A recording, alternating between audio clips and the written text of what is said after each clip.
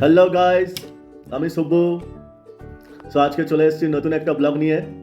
তো আজকে হচ্ছে স্যাটারডে, আমার অফিস ছুটি। তো তাই ভাবলাম স্পেশাল একটা কিছু খাবো। তো আমার ওয়াইফ সাজেস্ট করলো আজকে কড়াইশুটির কচুরি খাওয়ার জন্য, উইথ আলুর দম।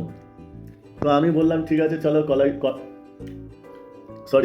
কড়াইশুটির বলে দিচ্ছিলাম, ওটা কড়াইশুটির কচুরি হবে।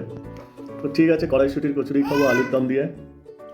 আর এদিকে এইবারও একটু কাশি হয়েছে, এবার শরীরটা খুব খারাপ, সেজন্য ওকে ডাক্তারের কাছেও নিয়ে যেতে হবে।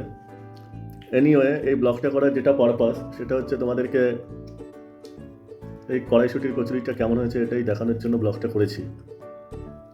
সবাই এখন যে যা পাচ্ছে যা কিছু নিয়ে ব্লগ করে দিচ্ছে, আমি একটু ট্রাই করলাম আর কি, দেখি কিরকম হয়েছে কড়াইশুটির কচুরিটা। ও মাই গড, কড়াইশুটির কচুরি! আর এদিকে হচ্ছে আমার ইভা। ইভা ঠান্ডা লেগেছে, ঠান্ডা। আজকে দিতে হবে, আজকে। এবার খাচ্ছি হচ্ছে কড়াইশুটির কচুরি।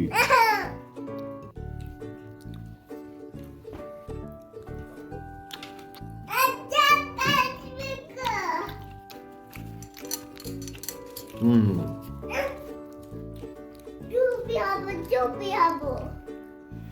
হুম,